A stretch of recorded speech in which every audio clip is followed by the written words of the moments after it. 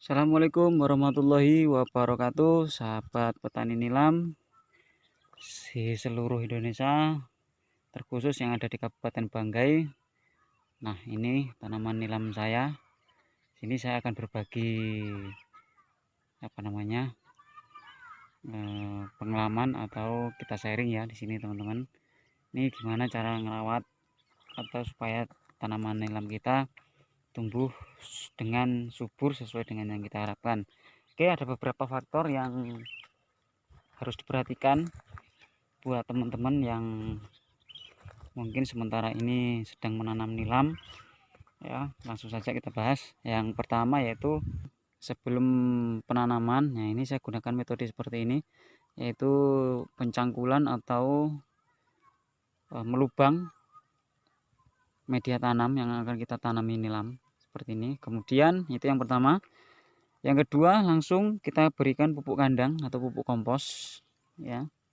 Pupuk kompos itu berguna untuk merangsang humus yang ada pada tanah ini sendiri ya. Nah, kemudian itu yang kedua. Yang ketiga yaitu pemilihan bibit. Nah, ini mungkin bibit itu teman-teman sudah pada tahu ya. Nah, salah satu cirinya itu bibit yang bagus itu dari awal pengambilan bibit. Nah, ini salah satu contohnya, mungkin teman-teman bisa dijadikan salah satu referensi. Ini indukannya ini harus benar-benar sehat dari penyakit ya, semua jenis penyakit. Salah satunya itu budok atau kaki gajah. Ini alhamdulillah tidak ada penyakit, tidak ada terindikasi penyakit. Nah, ini bisa dijadikan bibit ya, tapi ini belum bisa dijadikan bibit karena masih umur sekitar 2 bulan ya, sekitar 2 bulan. Jadi belum bisa dijadikan bibit. Itu yang ketiga. Terus yang selanjutnya, yang keempat, yaitu faktor supaya pertumbuhan nilam itu bagus atau normal ya. Ini yang tidak kalah penting teman-teman, yaitu masalah air ya, karena nilam itu tidak bisa sepenuhnya terkena air atau terlalu lama panas juga. Nah, itu tidak bisa. Nah, ini teman-teman bisa dilihat metode saya. Ini menggunakan kincir untuk penyiraman supaya lembab ya, tidak terlalu panas. Oke.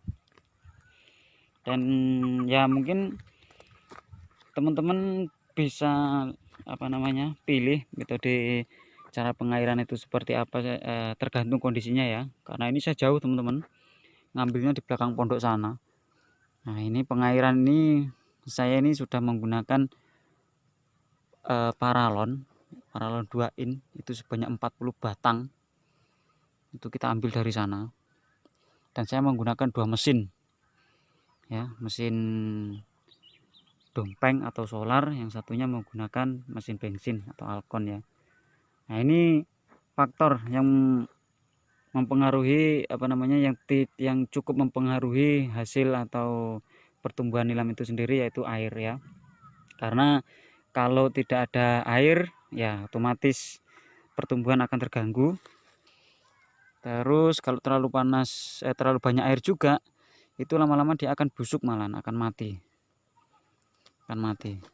kalau terlalu banyak air. Nah, ya jadi itu beberapa faktor yang mempengaruhi pertumbuhan atau perkembangan nilam kita itu sendiri teman-teman ya.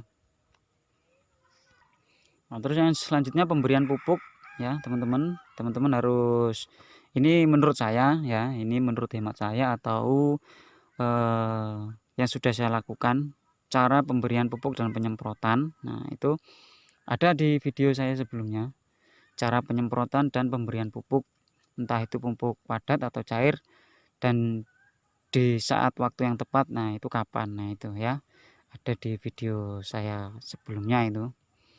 Tapi saya akan jelaskan lagi, saya akan kasih tahu teman-teman semua. Saya memberikan pupuk itu ya, pupuk padat itu ada 2 cara. Yang pertama yaitu dengan cara dikocor, terus yang kedua dengan cara ditabur ya. Dan waktu yang tepat untuk pemupukan itu sendiri, kalau dikocor itu tanaman sekitar usia ya sekitar 3 minggu atau 1 bulan itu sudah boleh dilakukan pengocoran. Terus yang selanjutnya itu tinggal ditabur kalau saya. Nah, untuk ditabur sendiri itu saya menggunakan metode yaitu habis hujan atau dalam kondisi tanah itu basah, teman-teman. Dalam kondisi tanah itu basah ya. Dalam kondisi tanah basah khususnya saya baru berani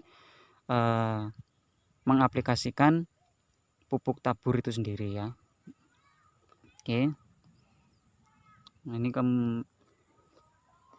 itulah beberapa hal yang perlu kita perhatikan, khususnya bagi teman-teman khususnya saya sendiri ya. Itu ada faktor tadi, yang pertama yaitu ini pelubangan atau pencangkulan.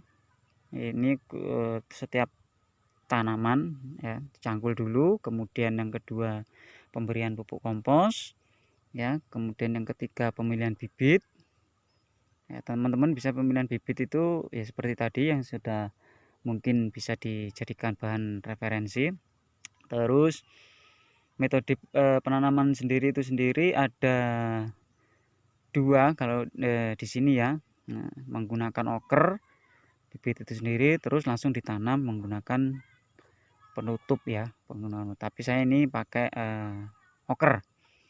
Saya pakai koker ini ya, okernya. Ini semua ini tanaman hasil okeran ini, teman-teman ya. Nah, jadi itu. Dan yang kemudian ini air. Nah, itu tidak kalah penting. Air itu sangat-sangat mempengaruhi, teman-teman ya. Oke, teman-teman, ini pencangkulan ini sendiri banyak sekali manfaatnya atau berpengaruh sekali pada pertumbuhan nilam itu sendiri. Nanti di video selanjutnya saya akan perbandingkan yang dicangkul dengan yang tidak ya.